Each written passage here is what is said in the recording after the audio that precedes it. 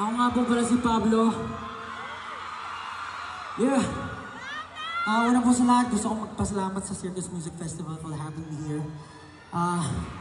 Sa katunayan po niyan, this is my first time here in Circus na mag-perform as solo artist. Usually po may kasama akong 4 na halimaw pero wala sila ngayon. Mag-isa lang po ako ngayon. Pero magpasalamat po ako sa Circus for having me here talaga. Isang malaking opportunity ang makapagtanghal para sa harapan yung lahat. Yung kanta po na pinerform ko, ang title po noon, La Luna, that was released 2 years ago. Ngayon lang po ako nakapagtanghal, ngayon lang ako nagkaroon ng oras para mag-perform as solo.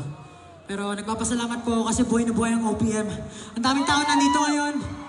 Yeah! Kahit mainit, kahit siksikan, talagang kahit tinig ng araw, talagang support na kayo. Sana na-enjoy niyo lahat ng performance for today. Siyempre, hindi ko na patatagalin pa. Para sa mga susunod kong awitin, makakasama ko ang aking kapatid na si Osway. Osway! Yeah! Magandang gabi sa inyo lahat, Circus. Kamusta tayo? Daming tao, ang ganda, no? Pakilala ko lang po yung sarili ko. Ako nga po pala si Osway. Kasama po ako ni Pablo sa mga paggawa ng music na sa mga susunod namin kakantahin ito. Ang title po nitong next song namin, Kailan, pero hindi pa to release. So, yeah, pakinggan na lang. Yeah. Yeah.